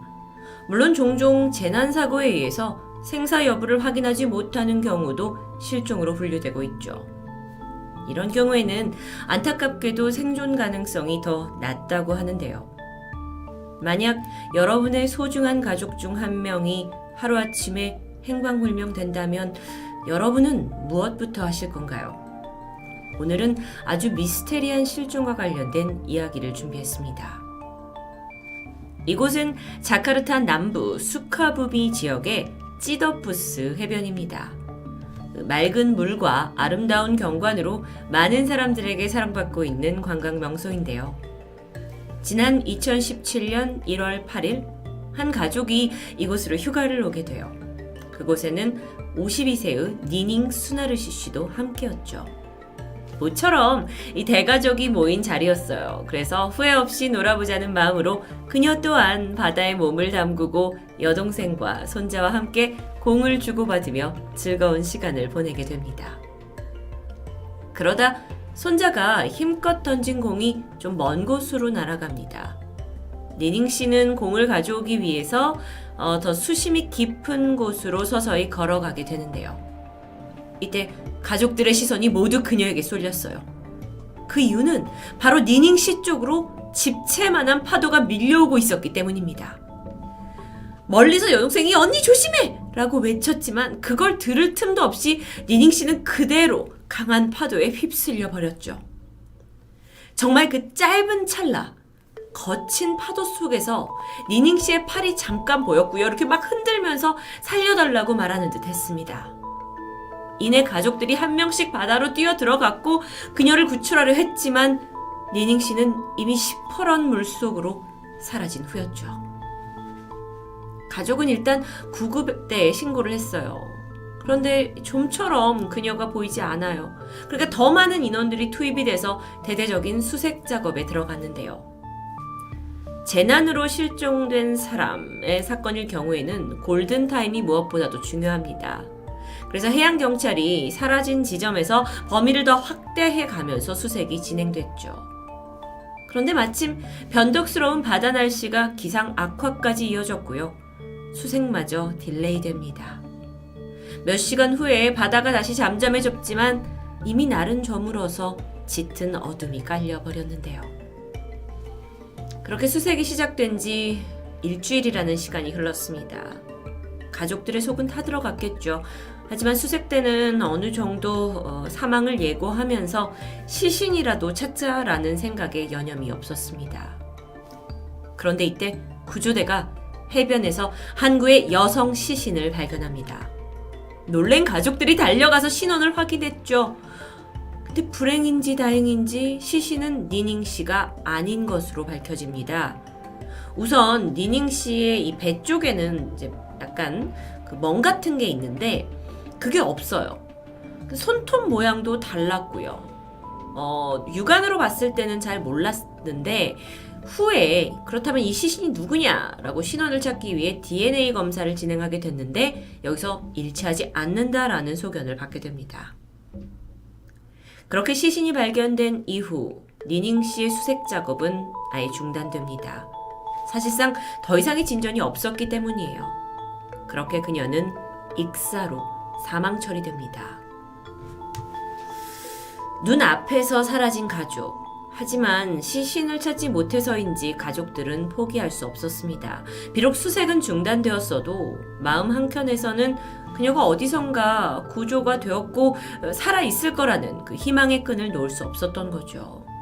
하지만 여전히 아무 소식도 들려온 건 없었어요. 그렇게 몇 달이 지나고 어느 날 니닝 씨의 아버지가 꿈을 꾸게 됩니다. 그 딸이 사라졌던 날로 돌아간 듯한 바닷가 풍경이었어요. 그런데 슬픈 얼굴로 아버지한테 나를 좀 찾으러 와달라고 간곡히 부탁하는 니닝을 본 거였죠. 사실 아버지가 지난 몇 달 동안 딸을 잃고 계속 우울했던 탓에 이런 꿈을 꾸는 게 자주 있던 일이긴 합니다. 하지만 웬일인지 이번 꿈만큼은 아주 선명하게 기억에 남았죠. 그리고 다음날 아침 아버지는 또 한 번 똑같은 꿈에서 깨어납니다. 그리고 며칠 후, 한 달 후 그는 계속해서 같은 꿈을 꾸고 있는 자신을 발견했죠. 이게 그 말하는 신경쇠약이라는 걸까? 그렇게 애써 무시하던 아버지는 결국 딸이 실종된 지 1년 반 만에 다시 가족과 함께 찌더푸스 해변을 방문하게 됩니다. 바다가 예전만큼 아름답게만 보일 순 없었어요. 딸을 집어삼킨 파도. 가족들이 한없이 그 앞에서 눈물을 흘렸죠. 그렇게 애도를 마치고 다들 해변을 떠나려던 그때 저 멀리 모래사장에 쓰러져 있는 한 사람의 형상이 눈에 들어왔습니다. 어라, 도움을 줘야겠다라는 생각에 가족들이 다들 서둘러 그곳으로 달려갔죠. 그런데 세상에 이럴 수가 말도 안 돼요. 의식을 잃은 채 쓰러져 있던 사람이 다름 아닌 니닝 씨였습니다. 딱 얼굴을 보면 알아요. 그녀가 처음 파도에 집어삼켜진 채 사라진 그곳에서 약 500m 정도 떨어진 곳이었어요. 그러니까 가까운 곳이죠. 심지어 실종된 그날의 머리 스타일과 옷차림까지 그대로였습니다. 그렇게 그리웠던 니닝이 돌아와서 모두가 막 놀래고 감격했지만 이게 어딘가 앞뒤가 맞지 않는 것 또한 분명했던 거죠. 여러분은 사진 속에서 실제 니닝 씨의 모습을 보고 계신데요. 발견 직후 급히 병원으로 이송이 되었고 검사를 받았죠. 신기하게도 약간의 탈수 증세를 보였지만 그거 외엔 아무런 신체적인 외상이 발견되지 않습니다. 도대체 무슨 일을 겪은 걸까요? 이윽고 정신을 차린 니닝 씨. 입을 떼요. 말도 잘할 수 있었어요. 그녀는 자신이 어떻게 사고를 당했는지, 그리고 그 실종된 1년 반이라는 기간 동안 어디서 뭘 했는지 그 어떤 것도 기억하지 못했습니다. 이건 도대체 정말 설명이 되지 않는 상황인데요. 이 충격적인 실종 케이스는 인도네시아뿐만 아니라 해외 토픽으로까지 퍼지면서 유명세를 타게 되죠. 그럴만도 하죠. 이게 말도 안 되는데요. 그러면서 이 케이스에 대해 여러 가지 전 세계 사람들이 추측을 내놓기 시작해요. 가장 첫 번째로 제기된 것은 베니싱 현상이었습니다. 지난 토요미스테리에서도 사람이나 선박, 항공기가 흔적도 없이 사라지는 걸 주제로 많은 미스테리 영상이 제작되었죠. 특히나 사람이 사라졌을 경우에는 죽어서 백골이 된 상태로 돌아온 게 대다수였는데요. 혹은 돌아왔을 때 자신한테 무슨 일이 있었는지, 시간이 얼마나 지났는지 전혀 감을 못 잡는 모습을 보여주기도 했습니다. 마치 지금의 니닝 씨처럼요. 실제로 1968년 아르헨티나의 시네메스라고 하는 11살 소녀가 겪은 베니싱 현상이 이번 사건과 유사합니다. 아이가 친구들과 밖에서 놀다가 저게 되게 흰 구름 같은 거, 안개 같은 게 굉장히 짙은 게 자기 쪽으로 막 오는 거예요. 그래서 안 되겠다, 집 안으로 들어가야겠다 하고 피하려 했지만 결국 빠르게 다가오는 이 안개에 갇혀서 아무것도 보이지 않았다고 말합니다. 그런데 이후 아이의 기억이 필름이 끊긴 듯 지워져요. 그리고 정신을 차리고 눈을 떴을 때는요, 자신의 집에서 몇천 킬로 떨어진 에스파냐에서 발견되었죠. 심지어 실종된 지 1년이나 지난 시점이었어요. 니닝씨 케이스처럼 파도나 안개, 이런 자연적인 요소에 의해 장기간 행방불명됐다라는 게 유사점입니다. 그리고 정신을 차렸을 때 부분 기억 상실증에 걸려 있었다라는 것까지 상당한 공통점이 보이죠.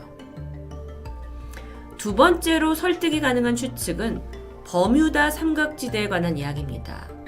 지난 5월 일본 해안의 버뮤다 삼각지대를 지나던 항공기가 실종된 사건을 다룬 적이 있었는데요.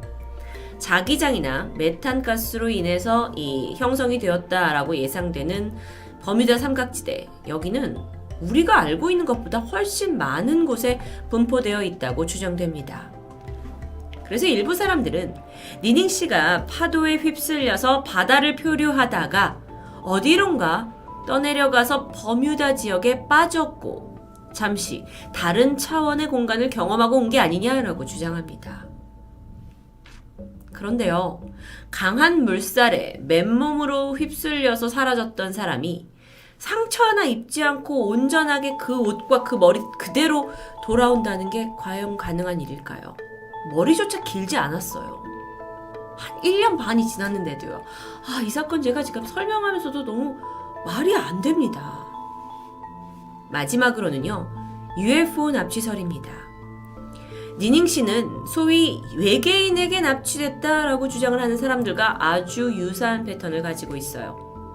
미지의 외계 생명체가 그녀를 타겟으로 잡아서 관찰하다가 생체 실험에 사용하기 위해 납치했고 목적을 달성한 후에 다시 같은 장소로, 비슷한 장소로 돌려놓았다라는 주장인데요. 사례가 있습니다. 1975년 애리조나에서 목수로 일하던 월튼 트래비스 씨는 이 벌목을 하던 중에 강한 빛이 자신을 강타하는 걸 느꼈고 이후 정신을 차려보니까 5일이라는 시간이 지나 있었죠. 무슨 일이야 이게? 5일 동안 내가 왜 정신을 못 차린 거야? 그래서 이 기억을 찾기 위해서 최면 치료를 받게 되는데 그 최면 속에서 그는 커다란 머리와 눈을 가진 마치 인간이 아닌 것 같은 존재에게 자신이 붙잡혀 있었다라는 사실을 기억해냅니다. 신기하죠? 이런 유사한 사례들이 존재하다 보니 니닝 씨 역시 비슷한 가설로 설명될 듯합니다. 네티즌들은 여기에 그치지 않고 니닝 씨 또한 최면 검사나 정밀 검사를 받아야 된다라고 말하기도 하는데요. 그렇다면 진실은 무엇일까요? 세계의 이목이 집중된 이 상황에서 인도네시아 당국은 발표를 통해서 논란을 일축시킵니다. 니닝 씨가 은행에 막대한 은행 빚이 있었어요. 그게 감당할 수 없을 만큼 불어나니까 차자극을 벌여서 스스로 실종을 자초했던 것이다 라고 설명하게 된 거죠. 그럴 수도 있겠구나 싶은데요. 그럼 왜 돌아오신 걸까요? 아니, 이제 사망 처리되려면 끝까지 사망 처리가 되어야 빚이 다 탕감이 될 텐데 왜 돌아온 거지? 이런 정부 발표와는 다르게 니닝 씨 가족들은 그녀의 귀환이 축복이다, 신이 내려준 축복이다, 초자연적인 현상이다 라는 주장을 굽히지 않고 있습니다. 일각에서도 그녀가 중증 당뇨병을 앓고 있었는데 실종된 기간 동안 병원 방문한 기록도 없고 약도 없었을 텐데 어떻게 살아남았을까 라면서 정부 발표를 쉽게 믿지 못하는 눈치인데요. 실종된 1년 6개월이라는 시간 동안 도대체 무슨 일을 겪은 건지는 니닝 씨만 알고 있을 겁니다. 하지만 사건이 크게 이슈화된 후 가족들은 미디어와 어떠한 접촉도 하고 있지 않습니다. 이 사건은 제가 최근에 소개한 일화들 중에서 정말 가장 저를 좀 충격적이게 만든 것 같은데요. 정말 인간이 아직 알지 못하는 그 미스테리한 세계인 건지 아니면 정말 단순히 빚을 탕감받으려고 벌인 자작극일 뿐인지 결국 이 사건은 풀지 못할 궁금증만을 남겨버렸습니다. 니닝 스나리쉬 씨, 전 정말 진실을 알고 싶습니다. 토요미스테리 디바제시카입니다. 안녕하세요. 토요미스테리 디바제시카입니다. 미국 필라델피아에 거주하는 그래피티 디자이너 크리스티 양은 평소 집 주변을 산책하는 것이 중요한 하루 일과 중 하나였습니다. 도시 곳곳에 자유롭게 남겨진 이 그래피티 벽화들을 통해서 아이디어와 영감을 얻을 수 있기 때문이었죠. 그러던 지난 2005년, 길을 걷던 그는 습관적으로 도로 곳곳을 유심히 살펴보고 있었습니다. 그런 그의 시선에 순간 생전 처음 보는 문양 하나가 포착됐죠. 바로 이 사진인데요. 아스팔트 바닥에 박혀있는 알록달록한 모양의 타일입니다. 이미 수많은 사람들이 그 위를 지나갔는지 타일 곳곳은 깨져 있었습니다. 그런데 거기에 어떤 글씨가 남겨져 있는데 이게 아무리 봐도 도저히 의미를 알 수 없는 문장들이었죠. 우리말로 해석을 해볼까요? 토인비 아이디어. 토인비 아이디어 무슨 뜻인지 모르겠죠. 두 번째 문장은 In Kubrick's 2001. 그러니까 이건 2001년에 개봉한 영화 큐브릭을 말하고 있는 것 같습니다. Resurrect Dead. 죽은 자를 부활시키다. On Planet Jupiter. 목성에서. 아니, 글쎄요. 이건 뭐 약간 신개념 바이럴 마케팅이었을까요? 흥미를 느낀 크리스티안은 이걸 사진으로 찍어뒀고 곧이어 자신의 블로그에 공유합니다. 그리고 얼마 후 놀라운 댓글들이 달리기 시작했죠. 자기네 동네에서도 이 타일을 발견했다는 사람들이 속속 등장하는 겁니다. 크리스티안이 살고 있던 펜실베니아주 필라델피아, 여기뿐만이 아니라 뉴욕, 코네티컷, 뉴저지, 보스턴, 캔자스시티까지 이게 대략 세어봐도 약 24개 이상의 미국 주요 도시 곳곳에서 수백 개의 일명 토인비 타일이 목격됩니다. 발견된 타일은 대부분 자동차 번호판 정도의 크기였습니다. 가로 30, 세로 15. 이 정도였는데 타일의 색깔이나 디자인은 다 조금씩 다르지만 내용은 앞서 소개한 문구와 다 동일하죠. 이 타일이 아스팔트 바닥 위에 완전히 접착이 된 형태였는데요. 그러다 보니까 이걸 제거하기 위해서는 아스팔트를 아예 드러내는 작업이 필요합니다. 그렇다면 단순히 도로 위에다가 페인트 칠을 한 게 아니라 어떤 특수 원료를 통해서 아예 접착한 상태라는 건데요. 아니, 그럼 혹시 아스팔트가 깔리는 과정에서 의도적으로 설치된 공공작품 같은 건 아닐까요? 여기에 대해서 펜실베니아주 공무원의 답변은 단호했습니다. 오히려 자신들은 토인비 타일이 발견될 경우에 제보를 받아서 곧장 그걸 제거하고 있다고 해요. 그러니까 정부의 허가 없이 누군가 무단으로 설치를 한 겁니다. 토인비 타일에 대한 미스테리가 짙어지면서 사람들은 타일에 새겨진 이 메시지를 해석하기 시작합니다. 가장 먼저 토인비라는 단어에 주목을 했는데 그 결과 예상치 못한 인물이 떠올라요. 바로 영국의 저명한 역사가인 아놀드 조셉 토인비. 그는 문명의 역사에 대해 집중적으로 연구한 사람인데요. 어떤 이론을 이제 주장했느냐? 전 세계에 여러 문명이 탄생하고 흥했다가 쇠퇴하는 그 과정에 역사가 탄생한다 라고 주장한 인물이었죠. 그런데 토인비 박사는 타일이 발견되기도 훨씬 전인 1975년 이미 세상을 떠난 상태입니다. 그렇다면 두 번째 문장, 2001 큐브릭 영화, 이건 뭘 의미할까요? 일단은 1968년에 스탠리 큐브릭 감독의 영화 2001 스페이스 오디세이를 지칭한 듯합니다. 영화 제목 안에 2001이 들어가죠. 이 영화가 목성을 탐사하러 가는 우주 비행사들의 이야기를 다루고 있습니다. 그런데 여기서 주목할 점은 영화의 마지막 장면에 혼자 목성에 도달한 주인공이 침대에 누운 채로 점차 이제 다시 태아로 돌아가는 장면이 나옵니다.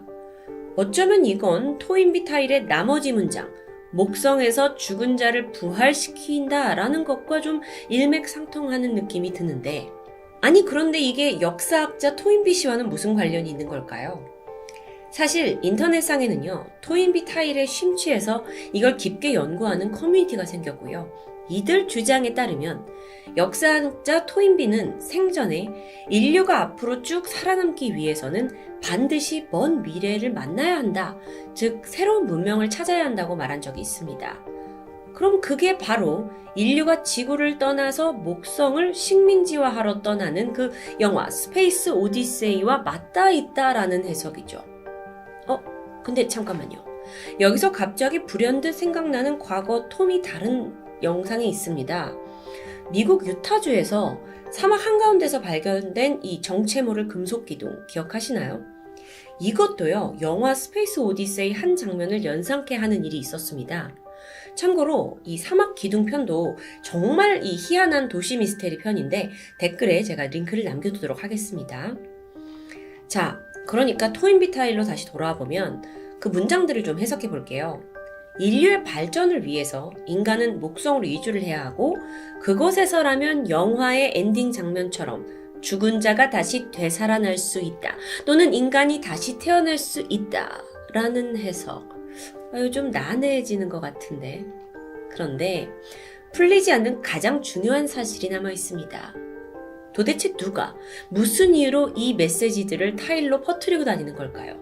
이건 분명 한두 명이 한 게 아닐 텐데요. 바로 이때 토인비 타일이 바로 자신 때문에 등장했다고 주장하는 사람이 나타납니다. 그는 바로 미국의 유명 극작가 데이비드 마멧.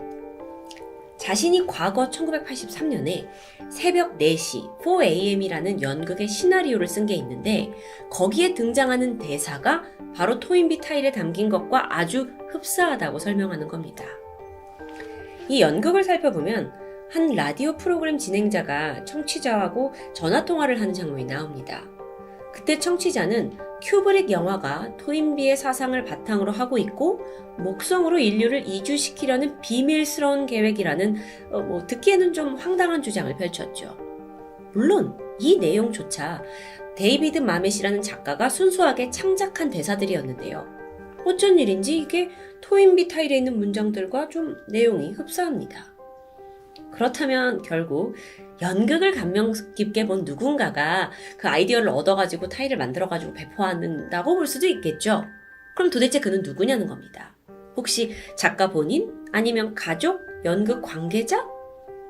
이때 토인비 타일에 대한 비슷한 의문을 품은 사람이 있었습니다. 펜실베니아주에 거주하고 있던 예술가 저스틴. 그는 이 토인비 타일에 심취했고요. 이 진실을 파헤치기 위해서 무려 10년 가까운 시간 동안 타일을 추적하는 인물 중 하나입니다. 그렇게 수년간 끈질기게 추적했어요. 그러다가 결국 가장 유력한 용의자 한 명을 추려내는데 이건 일단 한 신문사의 기자 제보 덕분이었죠. 그 기자에 따르면 데이비드 마멧의 시나리오가 발표된 게 1983년인데 그때 그가 근무하고 있던 신문사에 한 남자가 전화를 걸어옵니다. 아주 황당한 말을 했어요. 인간은 목성을 정복해야 하고 그곳으로 죽은 자들을 보내면 인류가 다시 살아날 수 있다. 상식적으로 쉽게 받아들이기 어렵죠. 그런데 이 남자의 정체가 누구였냐? 필라델피아에서 사회복지사로 일하고 있던 제임스 모라스코라는 사람입니다. 당시 신문사에서는 당연히 이 소리를 듣고 그 사람을 정신병자라고 치부했고 귀담아 들어주지 않았는데요. 하지만 이 모라스코는 꽤 굳건한 믿음이 있었던 것 같습니다. 목성 이주라는 원대한 계획을 실천하기 위해서 아예 단체를 설립해요. 그 이름이 마이너리티 어소시에이션이었죠. 해석하자면 소수의 연합입니다. 그런데요, 아주 평범한 사회복지사였던 제임스 모라스코가 도대체 뭘 보고 들었기에 그것도 80년대 초반에 인류의 목성 이주를 주장했을까요? 어떤 암시를 받은 걸까요? 아니면 그냥 그 스페이스 오디세이 영화를 보고 생각난 망상 같은 걸까요? 혹은 뭐 비슷한 시기에 나온 마멧의 연극 때문인지는 알 수가 없습니다. 그래서 지난 2003년 토인비 타일을 추적하던 이 단체 사람들이 모라스코를 찾아갑니다. 그런데 집에서 그들을 맞이한 건 한 노부인이었죠. 뭐라고 하냐면 모라스코가 몇 달 전 88세 나이로 사망했다는 소식입니다. 그 당시가 2003년이었어요. 참고로 토인비 타일이 미국에서 최초로 목격되기 시작한 건 1980년대 후반이었죠. 그 후로 꾸준히 등장했습니다. 근데 만약에 타일을 설치한 게 모라스코가 맞다면 그가 적어도 60대, 70대 나이에 미 전역을 혼자 돌아다니면서 타일을 아스팔트에 받고 다녔다는 이야기입니다. 그게 현실적으로 가능할까요? 게다가 사회복지사의 월급으로 그 경비를 어떻게 충당했는지도 현실적인 미스테리죠. 한편 정작 그 모라스코의 부인은 사망한 남편이 토인비 타일과는 전혀 관련이 없다면서 연관성을 부인합니다. 하지만 여기서 더 놀라운 반전이 따로 있죠. 그가 사망한 2003년 이후에도 새로운 토인비 타일이 계속해서 등장하는 겁니다. 지금 여러분은 구글 필라델피아 지도 사진을 보고 계신데요. 빨간 점으로 표시된 곳이 토인비 타일이 발견된 지점입니다. 생각보다 꽤 많죠? 물론 이 토인비 타일이 미국에서 워낙 많은 관심을 받고 있다 보니까 모방작을 갖다 놓은 게 아니냐라는 가설도 있습니다. 어쨌든 지금까지 미국에서 타일이 발견된 곳은 필라델피아를 비롯해서 뉴욕, 워싱턴, DC, 시카고, 보스턴 등이에요. 그런데 미국뿐만 아니라 칠레 산티아고나 브라질 리오데자네이루에서 또 발견이 됩니다. 남미에서 발견이 돼요. 이게 워낙 오래전부터 타일이 곳곳에 등장을 했기 때문에 사실 이 중에는 사라진 것도 있고 제거된 것도 있어요. 그런데 현재까지 약 250개 정도가 전 세계 곳곳에 남아있다고 전해집니다. 토인비 타일. 도대체요, 현실적으로 어떻게 아스팔트에 그게 박혀질 수 있는지가 좀 궁금해졌는데요. 추정에 따르면 타일을 타르 종이로 감싼 후에 새벽이나 인적이 드물 때 몰래 도로에 가서 이제 올려놓는 겁니다. 그럼 그 위로 자동차들이 밟고 지나가겠죠? 그럼 그 열로 인해서 타르가 서서히 녹게 되는데 시간이 지나면서 타르가 사라지고 타일에 적힌 메시지가 드러나는 방식이면 가능하다라는 추정이 있습니다. 그런데 아무리 인적이 적을 때 이 시공을 했다 하더라도 어떻게 단 한 번도 그 시공하는 걸 목격한 사람이 없는 게 좀 이상하지 않을까요? 이 의문을 풀어줄 또 다른 가설이 있습니다. 특수하게 제작된 차를 가지고 조수석 바닥을 뚫어서 목표 지점에 차를 세워두고 그 바닥을 통해서 타르 종이로 감싼 타일을 씹는 방식이었다면 목격자가 없는 게 가능하죠. 토인비 타일이요, 유독 이 자동차 도로 위에서 발견된 건 역시 이런 주장을 뒷받침합니다. 그러니까 인도가 아니었어요. 그렇게 생각하면 이 자동차 바닥까지 뚫어서 이걸 붙이고 있는다는 건 너무도 애를 쓰는 모습 같은데, 여러분에게 이 토인비 타일이 그저 장난으로 보일 수도 있습니다. 그런데 지난 2011년 미국에서는 이 타일의 추적을 다룬 다큐멘터리 영화가 개봉됐습니다. 그러면서 또 한 번 크게 주목을 받게 돼요. 그 다큐를 보게 되면 사실 이 타일의 미스테리함은 더 극대화됩니다. 근데 결론적으로는 누가, 왜, 어떤 이유로 타일을 심고 다니는지는 밝혀지지 않았죠. 오늘 스토리를 다루면서 이 전 세계 곳곳에서 발견되는 분명 사람이 해놓은 듯한 또 다른 미스테리 사건들이 저에게는 좀 떠올랐습니다. 그 한 예로 의문의 자판기 사건도 있었고요. 또 앞서 소개한 사막기둥 사건도 있었고요. 또 얼굴 없는 화가가 도시 곳곳에 그래피티 작품을 남겼는데 그 작품 중 하나가 220억 원에 낙찰된 것도 기억납니다. 과연 토인비 타일도 한 인간의 예술 작품이었을까요? 아니면 정말 인류의 미래를 알고 있는 어떤 비밀 집단? 그러니까 목성의 이 비밀을 풀어주고 싶어하는 집단이 남긴 메시지였을까요? 토요미스테리 디바제시카입니다. 안녕하세요. 토요미스테리 디바제시카입니다. 1966년 브라질 동남쪽 니테로이란 지역에 살고 있던 두 남성이 있습니다. 34살 미겔과 32살 마노스. 두 사람은 친한 친구이면서도 동시에 같은 직장 전자수리공으로 일하면서 매일 얼굴을 보는 아주 가까운 사이였죠. 그러던 8월 17일입니다. 둘은 각자의 가족에게 작업에 필요한 몇 가지 제품을 사러 나간다고 말한 후 함께 버스에 탑승했습니다.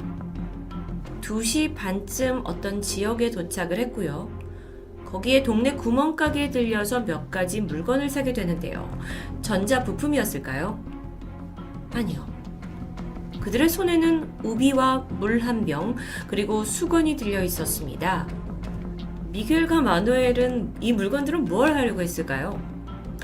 구멍가게 사장님의 목격담에 의하면 두 사람 모두 아주 긴장된 표정이었고 무엇보다도 눈에 들어오는 건 두 사람이 마치 결혼식에라도 가듯 정장을 맞춰 입고 있었다는 겁니다. 어쨌든 우비와 그 외의 물건, 수건 같은 건 유독 그날 비가 좀 많이 왔기 때문에 그게 수상할 일은 아니었어요.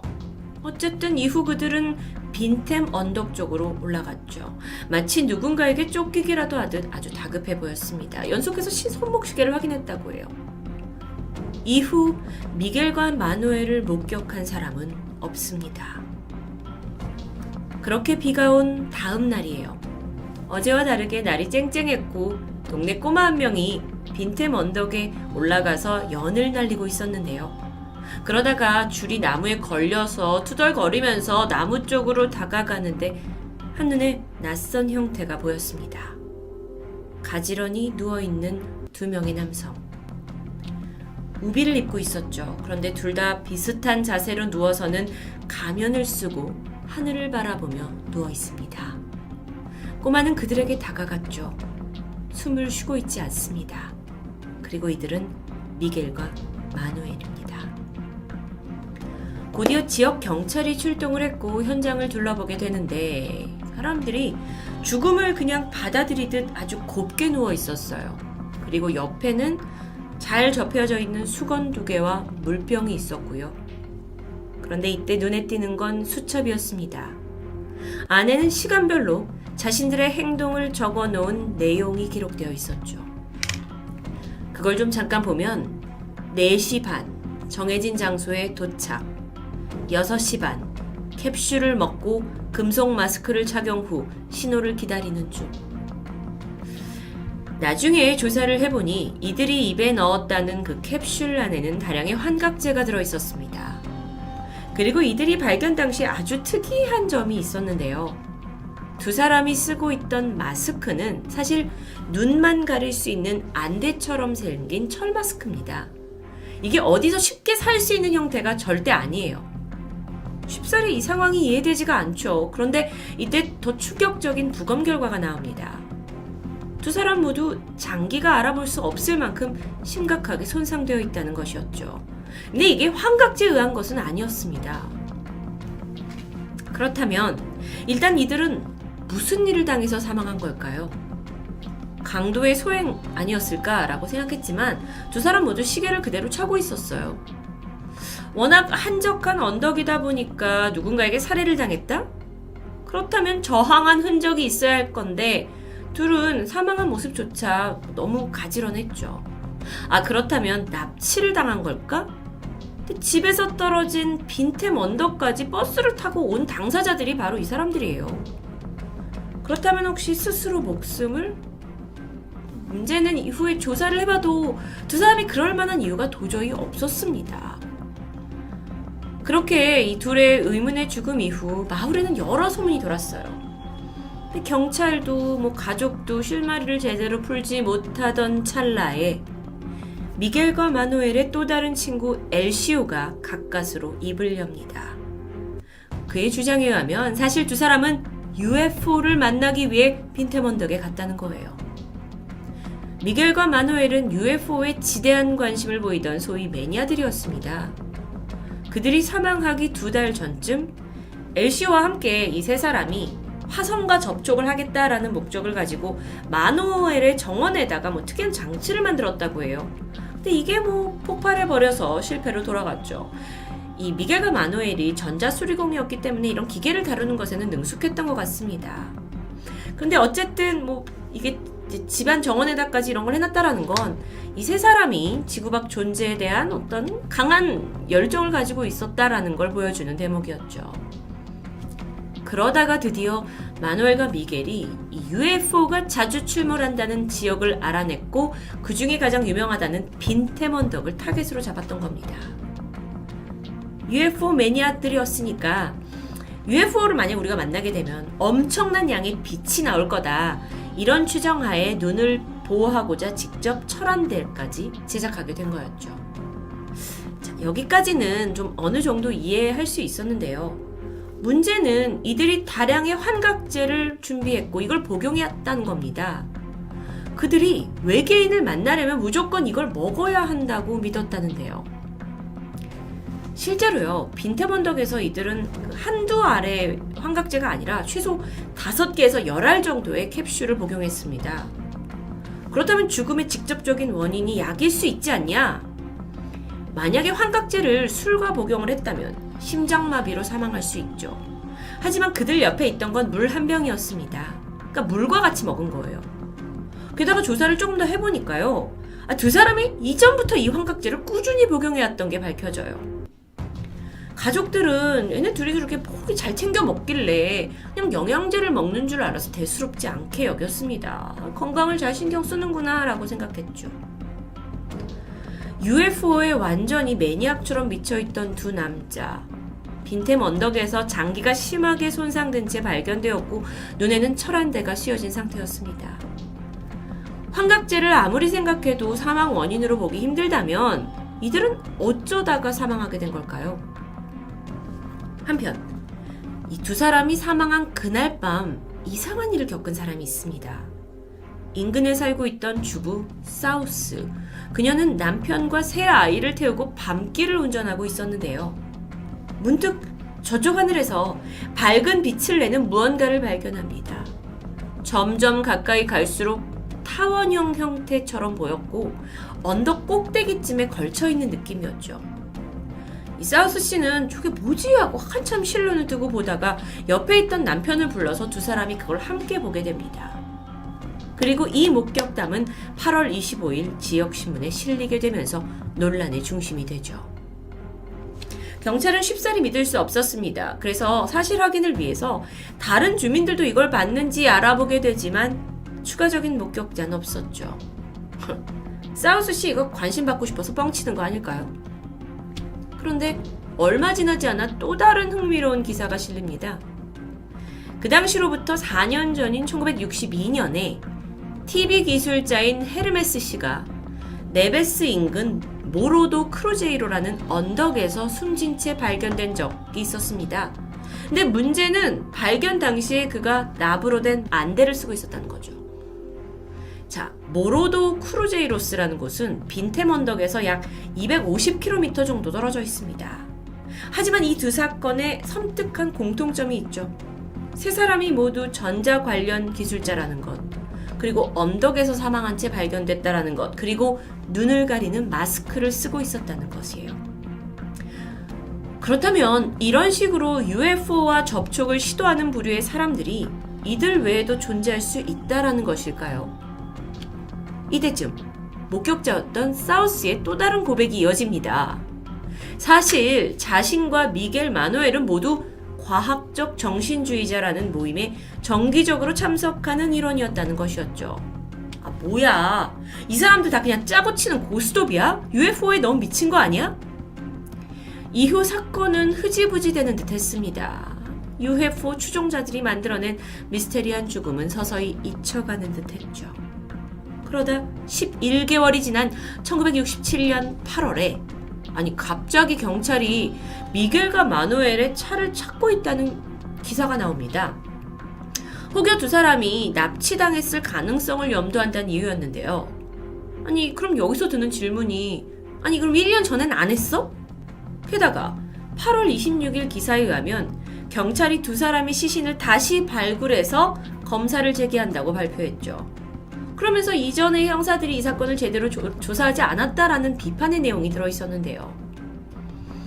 어쩌면 이 사건은 초기 그 친구 LCO의 진술에 따라 UFO를 만나러 간 두 사람이라는 프레임에 너무 갇혀 있었던 건 아닐까요? 게다가 등장한 목격자 사우스라는 사람이 마침 그 시간에 내가 원반형의 UFO를 목격했다라는 혼돈스러운 증언까지 내뱉게 되면서 이런 여러 가지 상황 속에 수사를 담당했던 경찰마저 이 사건을 객관적으로 바라보는 시각을 점차 잊어버렸을 수도 있습니다. 이후에 경찰은 미겔과 마누엘이 참석했다는 UFO 추종자 모임의 멤버들을 하나하나 만나서 혐의점이 없는지 조사했지만 딱히 살인을 모의할 만한 인물도 없었고 동기도 없어요. 경찰이 제대로 수사를 하겠다고 선언했지만 결론적으로는 약간 또 외계인과 관련해서 제자리에 맴도는 수사처럼 보였습니다. 그렇게 또다시 1년이 지난 어느 날, 경찰은 이번엔 친구 LCO를 허위 사실 혐의로 체포합니다. 근데 LCO가 사실 말해준 걸 우리가 알고 있는 내용은 걔네들이 이제 UFO에 대해서 접근을 했고 그걸 보러 간 거다라고 했는데 딱히 허위로 말해줄 만한 큰 영향력 있는 내용은 없었던 것 같습니다. 그런데도 LCO는 체포가 돼요. 안타깝게도 이 사건은 해외에서 사실 많은 채널들이 다루고 있고 또 위키피디아 이런 데서 남아있지만 이 사건에 대한 근황은 여기까지입니다. 답을 찾지 못한 경찰이 그저 이리저리 휘둘리다 끝나버린 느낌이죠. 외적으로 봤을 때 어떤 흔적도 없었으니까 어떤 비접촉으로 인한 첨단 기술에 의해 사망한 것이다 라는 의견이 있습니다. 그것 또한 UFO에서 나오는 어떤 불빛에 의한 죽음이라고 볼 수 있겠죠. 그러니까 이 죽음이 사실 UFO와 연관되지 않으면 죽음을 설명할 방법이 잘 없습니다. 왜 같은 자세로 그렇게 비슷한 모습으로 누워 있었는지. 이들의 죽음은요, 이후에도 다큐멘터리로 제작이 되어서 많은 사람들에게 회자되었죠. 몇 차례 재수사를 했지만 역시 미겔과 마누엘의 사건은 미제로 남아 있습니다. 과연 그날 어떤 일을 당했던 걸까요? 정말 UFO를 탄 미지의 정체와 조우를 한 후에 목숨을 잃었던 걸까요? 그들이 보면 안 되는 것을 보게 된 걸까요? 미겔과 마누엘의 죽음이 50년이 지난 지금까지도 그들의 의문의 사망 사건은 사람들의 궁금증을 자극하고 있습니다. 지금까지 토요미스테리 디바제시카입니다.